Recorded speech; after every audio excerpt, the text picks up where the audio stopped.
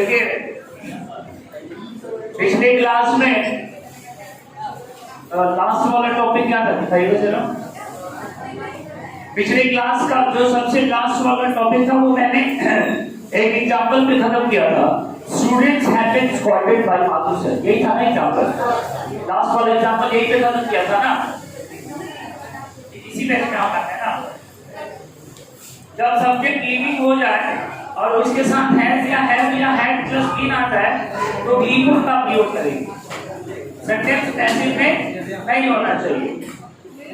अच्छा, और अगर सेंटेंस पैसिव में हो गया तो फिर भी का प्रयोग करें।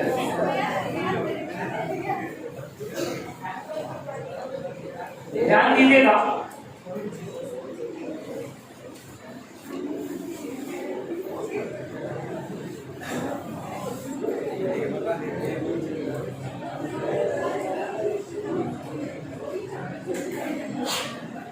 और चलिए आज का क्लास शुरू करते हैं हम लोग। हेडिंग देना है कॉन्सेप्ट। आज का पहला कॉन्सेप्ट, आज का पहला कॉन्सेप्ट हम लोगों का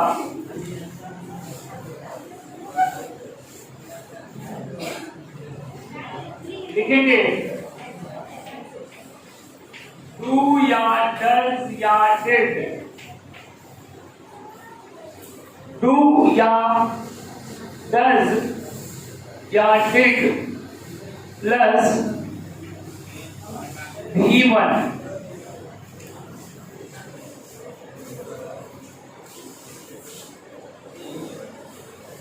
डू या डज या डिड प्लस V1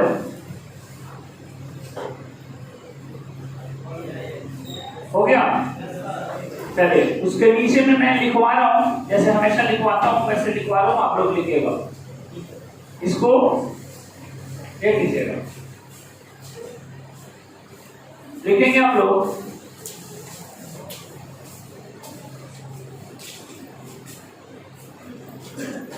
तैयार हैं? अगर कॉपी और पेन लेके नहीं बचे हैं तो जल्दी से वीडियो को पॉज करिए, दौड़ के जाइए और कॉपी और कलम अपने घर में किसी कोना से खोज कर लेके आइए। समझ में आया? जल्दी जाइए, आराम कर लेते हैं।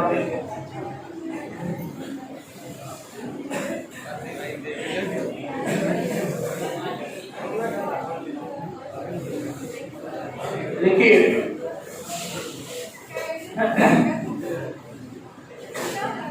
जिस वाक्य में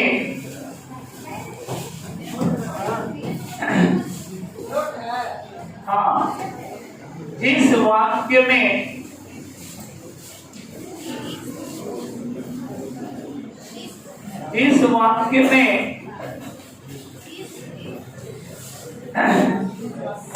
बैठाइए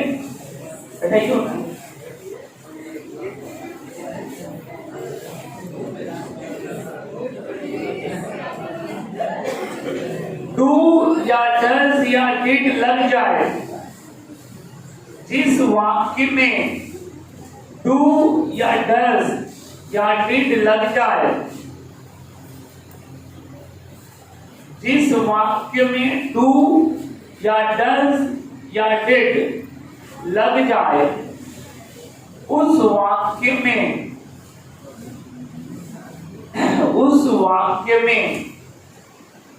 मेन वर्ब, उस वाक्य में मेन वर्ब,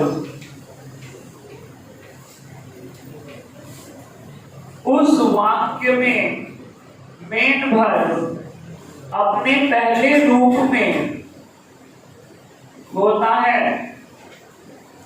उस वाक्य में मेन वर्ब अपने पहले रूप में होता है। उस वाक्य में मेन वर्ब अपने पहले रूप में होता है।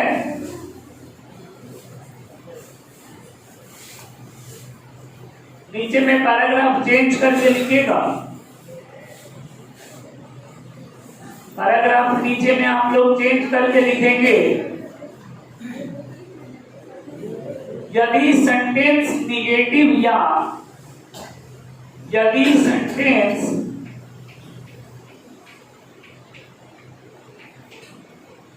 निगेटिव या इंट्रोगेटिव में हो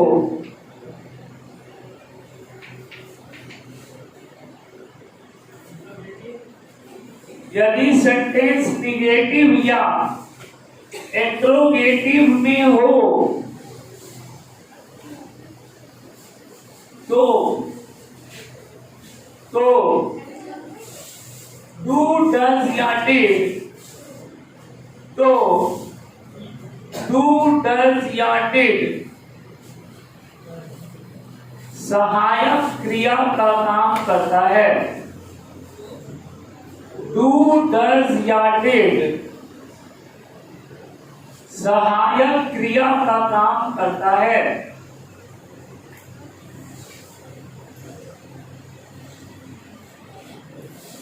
डू डज या डिड सहायक क्रिया का कब काम करता है? जब सेंटेंस निगेटिव या इंट्रोगेटिव हो। तो प्रश्न अब हमारा आप लोगों के सामने ये जाने वाला है कि क्या do does did main verb का भी काम करता है? तो जवाब होना चाहिए यस। डू डज या डिड मेन वर्ब का भी काम करता है। मेन वर्ब का काम आइए आप लोगों को दिखाते हैं एग्जाम्पल में। I do this work. अब यहाँ पे डू एक्सक्लूसिव वर्ब का काम कर रहा है कि मेन वर्ब का? यहाँ पे डू मेन वर्ब का काम कर रहा है। अगला क्वेश्चन नहीं, अगला इसी का एक एग्जांपल दे रहे हैं। यहाँ पे आप लोगों को दिखाई दे रहा है? नहीं, आप लोगों से नहीं पूछ रहे हैं, मोबाइल के अंदर जो देख रहे हैं इन लोगों से पूछ रहे हैं। दिखाई दे रहा है? बोर्ड पे सब कुछ क्लियर है? डू डज या डिड। अगर हम यहाँ आई डिड नॉट लिख दें, अगर हम यहाँ आई डिड नॉट लिख दें, मतलब इस सेंटेंस में मैंने क्या किया, डिड नॉट लगा दिया। तो जब डिड नॉट लगाएंगे मैंने इस कार्य को नहीं किया।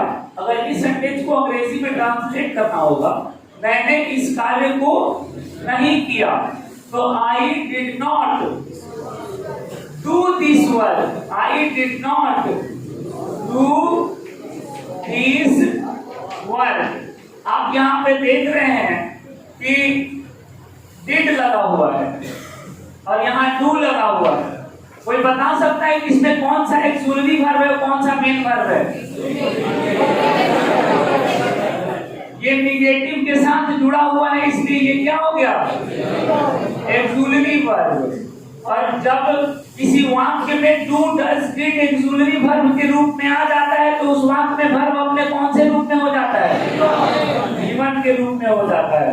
तो डू यहाँ वर्ब मेन वर्ब का पहला रूप का काम कर रहा है।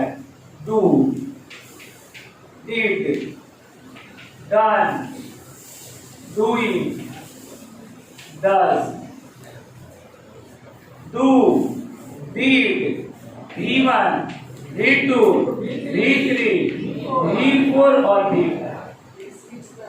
do, did, done, doing, does। ये आपका पांचों रूप हो गया। जब इसका मेन वर्ब में यूज करेंगे तो मुख्य क्रिया का कैसे रूप होता है? 5। यही मुख्य क्रिया का रूप यहाँ हमने दिखा दिया आप लोगों को। चलिए एग्जाम्पल अगर आप लोगों को उतारना है तो ये एग्जाम्पल उतार के एम डॉट भी कर लीजिए। एम भी माने मेन वर्ब, इसको यहाँ पे करिएगा एक्सक्लूसिव वर्ब, यहाँ पे मेन वर्ब 1 ताकि पता चले।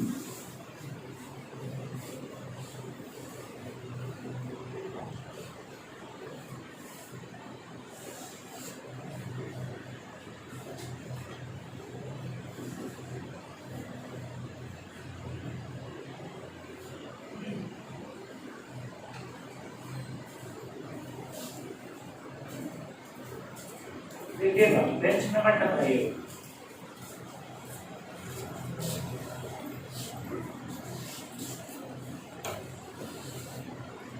कैसे आया कीजिए।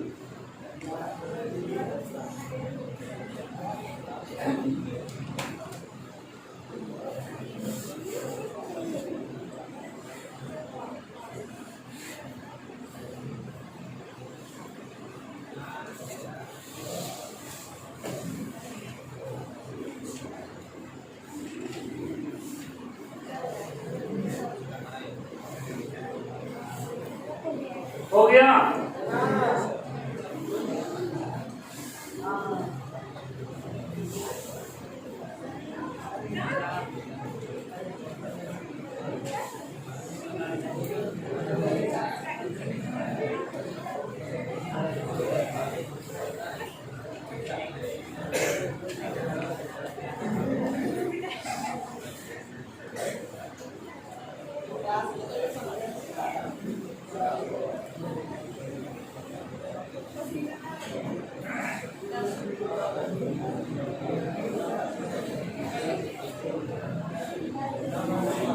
क्लियर। अब हम लोग बात करेंगे कि सब्जेक्ट और वर्ब के बीच में किस प्रकार से रिलेशन बनाया जाता है कि सेंटेंस निर्माण होता है। अभी तक हम लोग बात कर रहे थे पोजीशन ऑफ वर्ब। अभी तक हम लोगों ने वर्ब के स्थान के बारे में अध्ययन किया। Position of verb, position of verb, इसके बारे में अध्ययन किया। Helping verb, helping verb main verb की हेल्प कैसे करता है इसके बारे में अध्ययन किया। तो पिछले 3 दिन का जो हम लोगों का क्लास था वो पोजीशन ऑफ वर्ब, वर्ब का पोजीशन क्या होता है हमारे सेंटेंस में, हेल्पिंग वर्ब जो है वो मेन वर्ब का किस प्रकार से मदद करता है। अगर सेंटेंस में हैज या हैव होगा या हैड होगा तो मेन वर्ब कौन से रूप में आएगा। हैज, हैव या हैड के बाद अगर बीन आ जाएगा तो फिर कौन से रूप में होगा। इन सारे बातों पर हम लोगों ने अध्ययन किया। अब हम लोग जिस बात पे आज अध्ययन करने वाले हैं वो है हम लोगों का कि सब्जेक्ट और वर्ब के बीच में किस प्रकार से एग्रीमेंट होता है कि हम लोगों का एक सही सेंटेंस का निर्माण हो जाता है। इसमें मैंने कुछ जो बेसिक रूल था वो मैंने आप लोगों को आज के बहुत 2-3 दिन पहले ही बता दिया है कि एस टी सिंगुलर सब्जेक्ट के साथ वर्ब कैसा, प्लूरल सब्जेक्ट के साथ। तो ये रूल है हम लोगों का, ये बेसिक है कि सिंगुलर सब्जेक्ट के साथ सिंगुलर वर्ब आता है और प्लूरल सब्जेक्ट के साथ प्लूरल वर्ब आता है। ये हम लोगों का बेस है। तो बेस हम लोगों ने तैयार कर लिया है, उसके लिए हम लोगों को कोई चिंता करने की जरूरत नहीं है। अब हम लोग थोड़ा सा चर्चा कर लेते हैं कि जो सब्जेक्ट के बारे में आप दिन रात सुनते हैं, सब्जेक्ट सब्जेक्ट सब्जेक्ट, ये क्या है। तो वाक्य में एक्शन को जो अंजाम देता है वही हमारा सब्जेक्ट होता है। वाक्य में क्रिया होता है और उस क्रिया को जो करता है वही क्या होता है, सब्जेक्ट होता है। अभी मैं क्या कर रहा हूँ, पढ़ा रहा हूँ। ये पढ़ाने का काम कौन कर रहा है, माथुर सर। तो माथुर सर क्या हो गए, सब्जेक्ट हो गए। तो हमारे टेंस वाले जो सेंटेंसेस होते हैं ना, इसके सब्जेक्ट को पहचानने का बड़ा आसान ट्रिक होता है। और यह ट्रिक ये होता है कि आप उसमें कौन लगा दीजिए, सब्जेक्ट अपने आप बाहर आ जाएगा। फॉर एग्जाम्पल, चोर को पुलिस ने पकड़ा, चोर को पुलिस ने पकड़ा। चोर सब्जेक्ट है क्या इसमें, क्या सब्जेक्ट है, चोर को कौन पकड़ा, तो पुलिस सब्जेक्ट है। कुछ स्टूडेंट के दिमाग में अगर ऐसा बना हुआ है कि सब्जेक्ट हमेशा वाक्य के शुरू में होता है तो ये चीज अपने दिमाग से निकाल देना है। ऐसा कोई जरूरी नहीं है कि सब्जेक्ट हमेशा वाक्य के शुरू में होगा। सब्जेक्ट वाक्य के बीच में भी हो सकता है। जैसा कि मैंने अभी भी आप लोगों को सेंटेंस दिया है, क्या दिया है, चोर को पुलिस ने पकड़ा। यहाँ पे पुलिस सेंटेंस के बीच में आ रहा है, लेकिन फिर भी पुलिस ही सब्जेक्ट है, चोर सब्जेक्ट नहीं है। तो सबसे आसान तरीका है, आप उस सेंटेंस में कौन लगा दीजिए, अपने आप सब्जेक्ट क्या होगा, बाहर आ जाएगा, सब्जेक्ट मिल जाएगा आप लोगों को बाहर। तो इस प्रकार से हम लोग सब्जेक्ट को पहचानते हैं। सब्जेक्ट किसी वाक्य का क्या क्या हो सकता है, किसी भी वाक्य का सब्जेक्ट क्या क्या हो सकता है, या तो नाउन हो सकता है या तो प्रोनाउन हो सकता है। किसी भी वाक्य का सब्जेक्ट या तो नाउन होगा या तो प्रोनाउन होगा, ये हमेशा हमने ध्यान रखिए। ये लेक्चर जो हम आप लोगों को दे रहे हैं, सारे लेक्चर में अमृत जा रहा है, सब मुंह से अमृत निकल रहा है, यहाँ बहुत बड़ा बड़ा चीज निकल रहा है, ये सब आप लोगों को कैप्चर करना है। तो और सबसे बड़ा चीज है कि सारे क्लास के रिकॉर्डिंग आप लोगों के यूट्यूब पे जो है वो हम डाल दे रहे हैं। तो जो भी चीज अगर मान लीजिए स्किप कर गया, मान लीजिए क्लास का कोई बात है जो स्किप कर गया, दिमाग से उतर गया, समझ में नहीं आया, तो क्या करिएगा, एक बार यूट्यूब चैनल जिनको नहीं मालूम है बता देते हैं, लिंगा इंग्लिश क्लासेस पे आप लोग जाइएगा और नहीं मालूम है, LINGA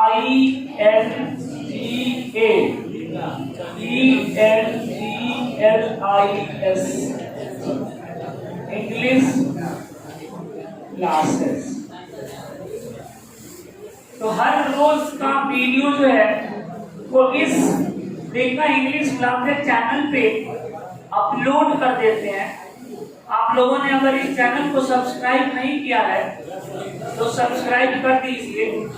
और आप तमाम लोगों से भी मैं अपील कर रहा हूँ कि अगर आप लोगों ने भी इस चैनल को सब्सक्राइब नहीं किया है, ऐसे ही देख रहे हैं, तो कहाँ देरी किए हैं, एक उंगली उठाइए और सब्सक्राइब वाला बटन में टिक कीजिए, हो गया। आप बगल में घंटी है उसको भी बजा दीजिए टाइम टाइम। इतना मेहनत कर रहे हैं आप लोगों के लिए, पूरे क्लास का रिकॉर्डिंग आप लोगों को दे रहे हैं, आप लोग इतना नहीं कर सकते हैं, इतना करिएगा। चलिए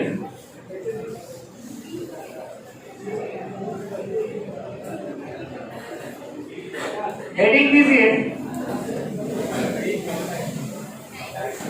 हेडिंग दीजिएगा subject plus verb plus agreement.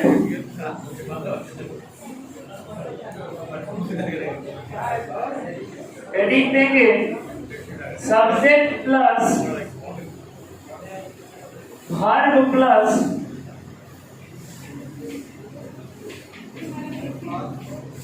Agreement.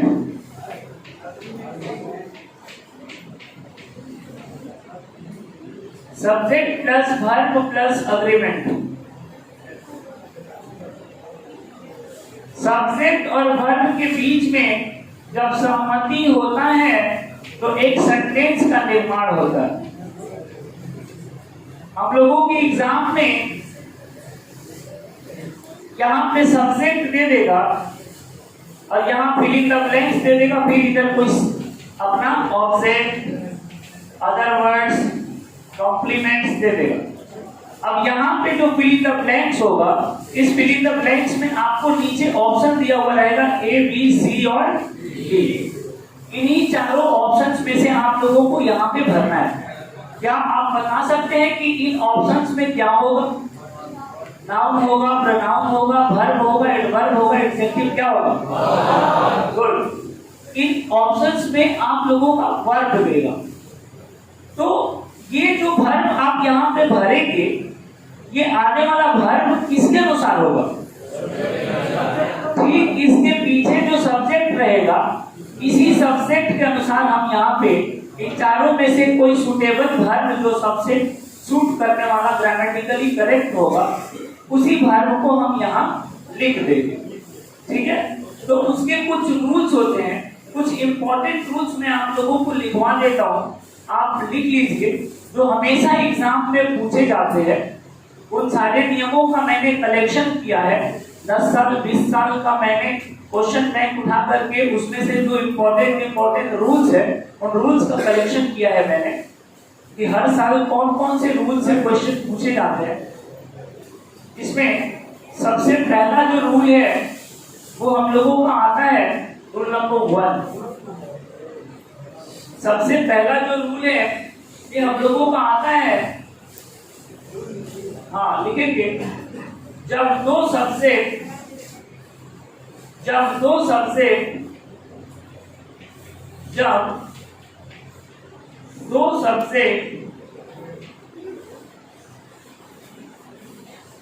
And से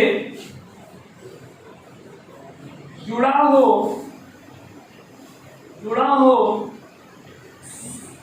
तथा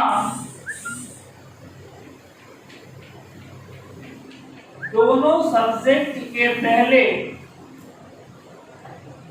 सब्जेक्ट के पहले आर्टिकल द लगा हो तो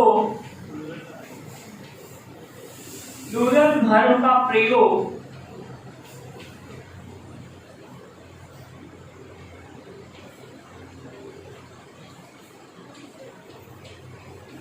करेंगे। प्लूरल वर्ब का प्रयोग करेंगे। Example,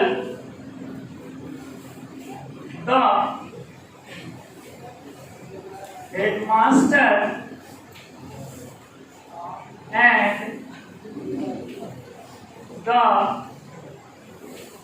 teacher fill in the blanks।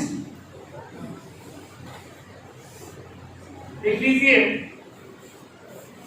the headmaster and the teacher fill in the blanks। दो नाउन एंड से जुड़ा है क्या? एक है हेडमास्टर और एक है टीचर, एंड से जुड़ा है। दोनों के पहले आर्टिकल द लगा है क्या? दोनों के पहले आर्टिकल द लगा। आने वाला वर्ब सिंगुलर होगा कि प्लूरल होगा? आने वाला वर्ब प्लूरल होगा। क्यों होगा? क्योंकि इसका मतलब हुआ कि दो आदमी है, एक आदमी टीचर है और एक आदमी हेड मास्टर है। ये हमेशा ध्यान में रखिएगा।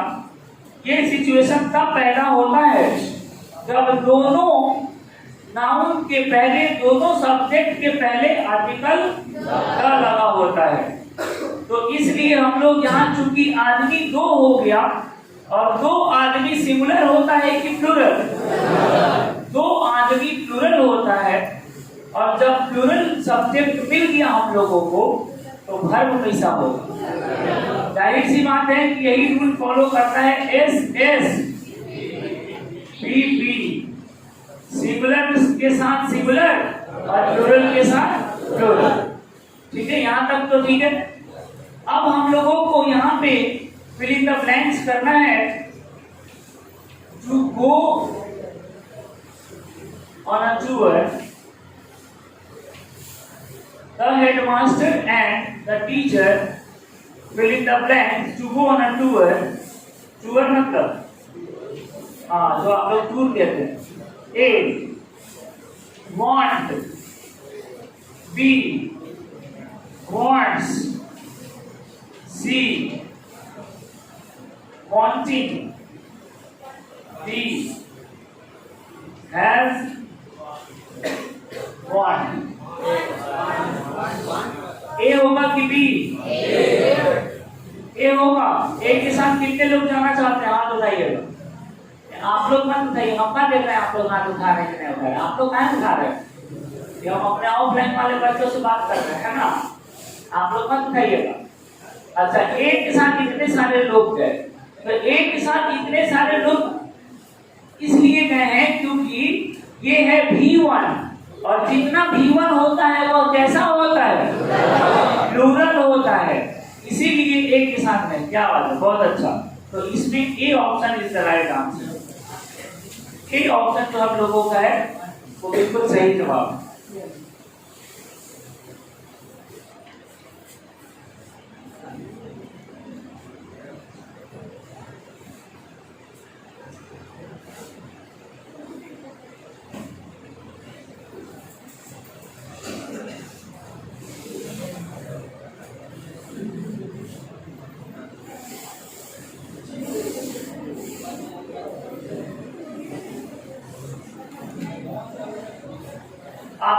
विद्यार्थियों को बता दिया जाए कि माथुर इंग्लिश क्लासेस में फर्स्ट ईयर का बैच शुरू हो चुका है, सुचारू रूप से वो चल दिया है, एक चैप्टर खत्म भी हो गया है। और जो भी आप लोगों के और आप लोगों के दोनों भाइयों को कह रहे हैं, ऑनलाइन और ऑफलाइन दोनों लोगों को, भाई बहन बंधु दोस्त जो भी है उन सारे लोगों को बता दिया जाए माथुर इंग्लिश क्लासेस सासाराम कलक्ष्मी में 11th का बैच, फर्स्ट ईयर का बैच शुरू कर दिया गया। आप लोग सोशल डिस्टेंसिंग का पालन करते हुए सारे बच्चों को मास्क और सैनिटाइजर का व्यवस्था यहाँ पे अवेलेबल है। और जो भी आप तमाम विद्यार्थी हैं उन लोगों को भेजिए, क्लास 11 के जो भी बच्चे हैं उन लोगों को भेजिए। बहुत अच्छा, आप लोग भी इसी तरह से मेहनत करते रहिए और आगे बढ़ते रहिए। बहुत अच्छा कर रहे हैं आप लोग, गुड, वेरी गुड। चलिए आगे चलते हैं हम लोग।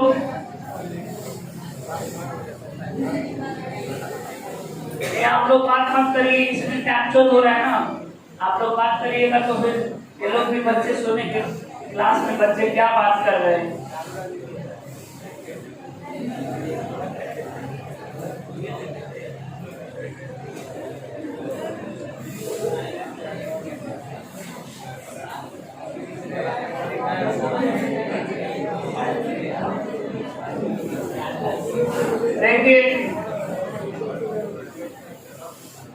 देख लीजिए यहाँ पर इसी का रूल नंबर 2 है, इसी का जो रूल अभी लिखवाया है ना, इसी का रूल नंबर इसी से रिलेटेड है। रूल नंबर 1 और रूल नंबर 2 एक दूसरे से संबंध रखता है। रूल नंबर 2 कहता है कि दोनों सब्जेक्ट एंड से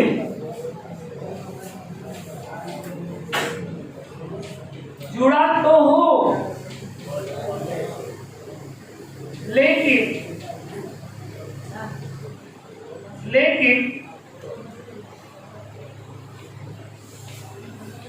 पहले वाले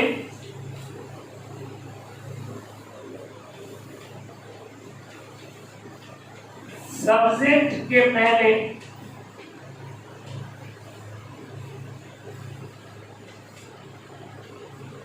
द लगा हो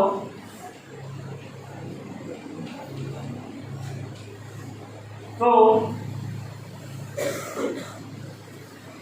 सिंगुलर वर्ब का प्रयोग करेंगे। सिंगुलर वर्ब का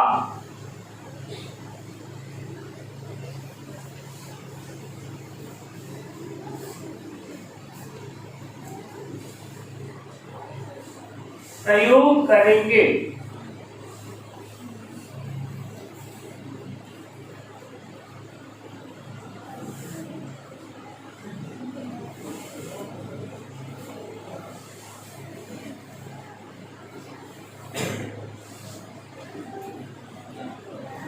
क्यों भाई, ऐसा क्यों? जैसे the headmaster and teacher fill in the blanks.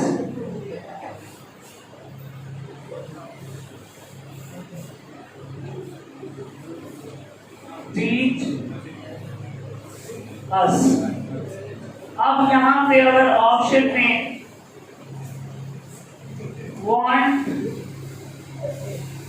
wants, wanting या none of these,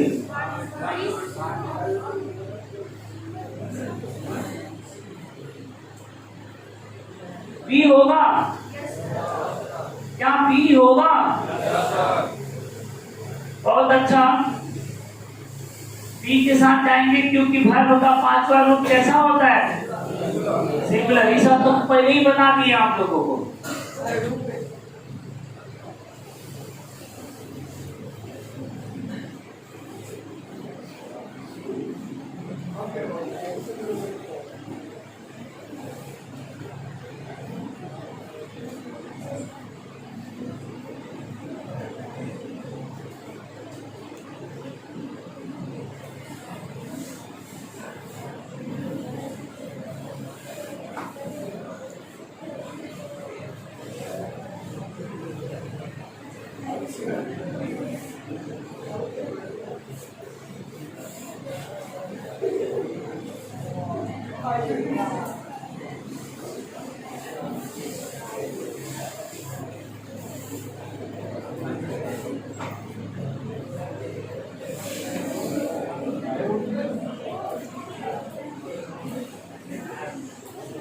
हो गया।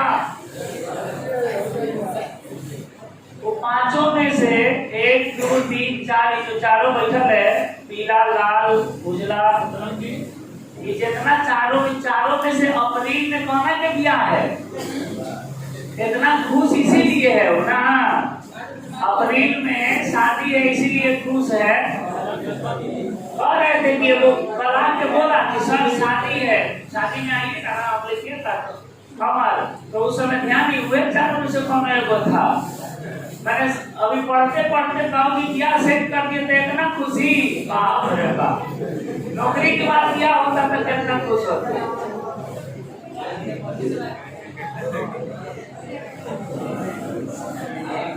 जब से क्लास में बैठा है एकदम हंसी रुक नहीं रहा।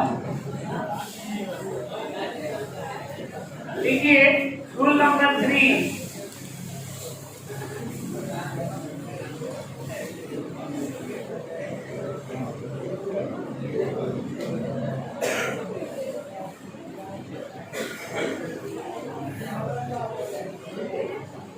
यदि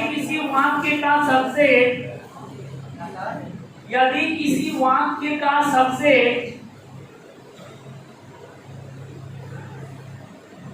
अनकाउंटेबल नाउन हो, अनकाउंटेबल जिसको गिना नहीं जा सकता है, अनकाउंटेबल, यदि किसी वाक्य का सबसे अनकाउंटेबल नाउन हो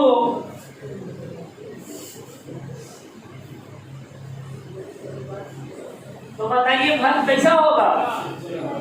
बहुत अच्छा। तो सिंगुलर वर्ब का प्रयोग करेंगे। यदि किसी वाक्य का सबसे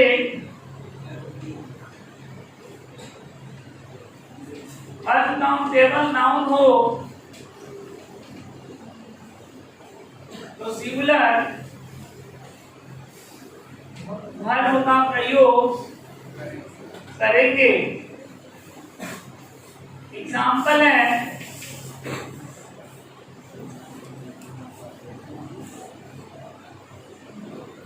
a lot of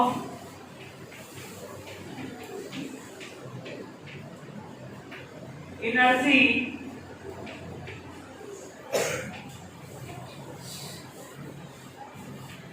wasted on finding the treasure। अच्छा एक बात बताइए, एनर्जी काउंटेबल है कि अनकाउंटेबल?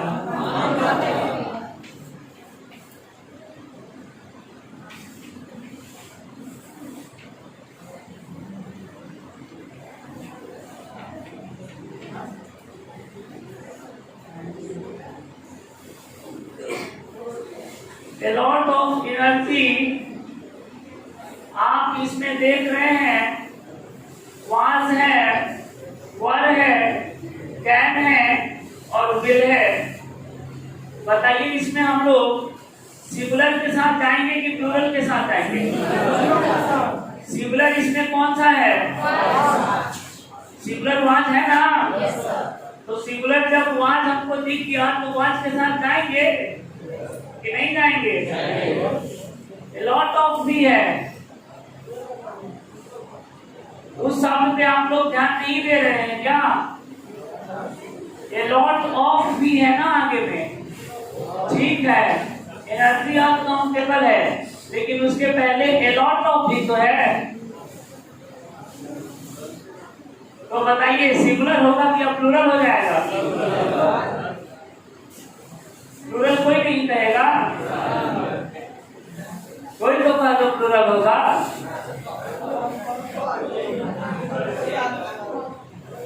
वैसे 0 + 0 बराबर क्या होता है? जीरो में जीरो का गुना होगा तो क्या होगा? तो कहने का मतलब हमारा ये है कि एनर्जी कम होके या चाहे ज्यादा होके अनकाउंटेबल ही रहेगा।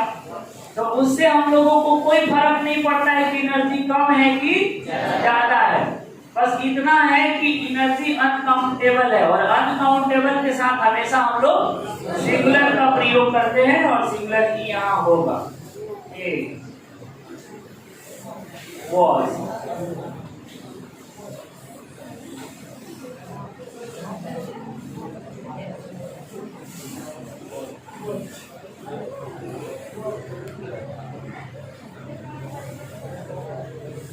हो गया। आगे चलिए रूल नंबर अगला लिखिएगा।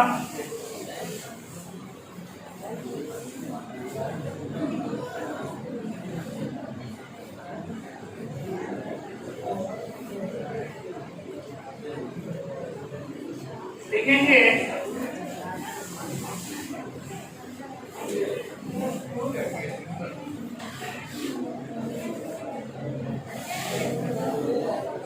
देखिए मच है ना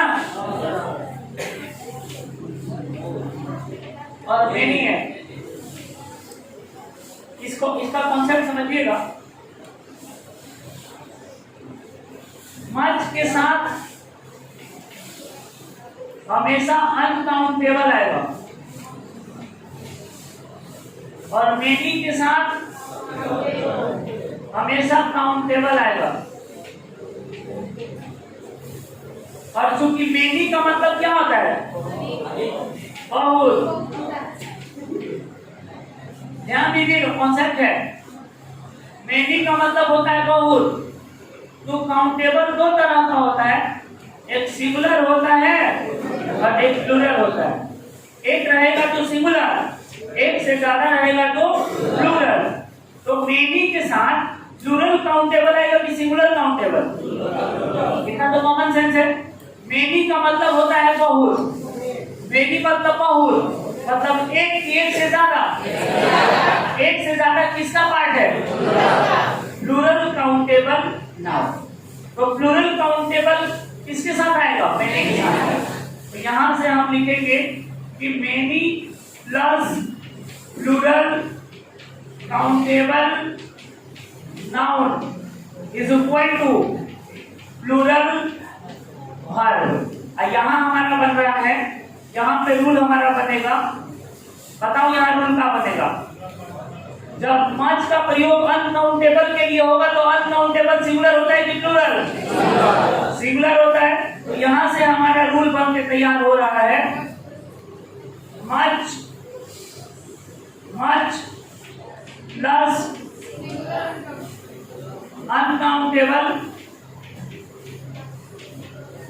uncountable noun is equal to singular verb. Example, much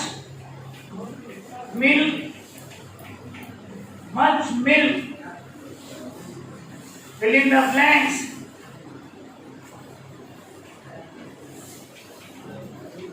destroyed is या are या were या have। आर होगा नहीं क्योंकि प्लूरल है, वर होगा नहीं क्योंकि प्लूरल है, हैव होगा नहीं क्योंकि प्लूरल है। तो बचा क्या? तो यहाँ हो जाएगा इज। मेनी, इसका example, many students fill in the blanks, कौन देयर? चलिए इसका ऑप्शन नहीं देंगे, हैज या हैज में बताइए।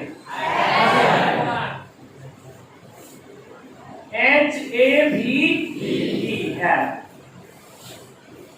जितना भी आप लोगों को डेली बता रहे हैं वो सब आप लोग अपने अपने कॉपी पे उतार करके और एक दिन पहले पढ़ करके आया करिए।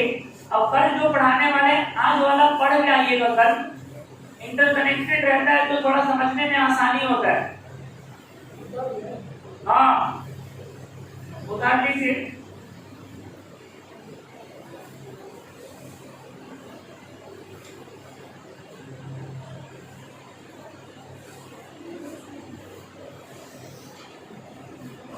कल कुछ विशेष नियमों पर हम लोग बात करेंगे।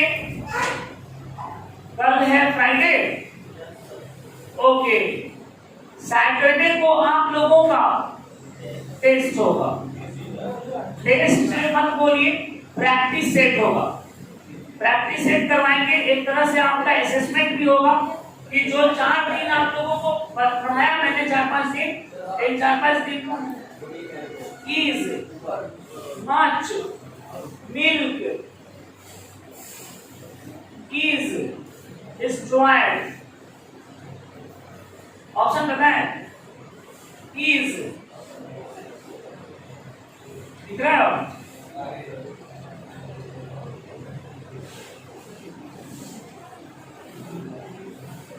हो गया ना? नहीं हुआ?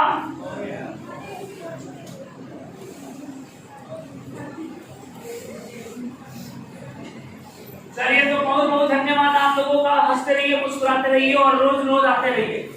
आज का क्लास यहीं पे हम लोग समाप्त करते हैं। जो भी हमारे ऑनलाइन व्यूअर्स हैं, कल फिर मिलेंगे हम लोग। थोड़ा सा स्प्रेड करिए इस चैनल को, सपोर्ट करिए और थोड़ा बढ़ाइए। क्या समझ रहे होंगे? Thank you.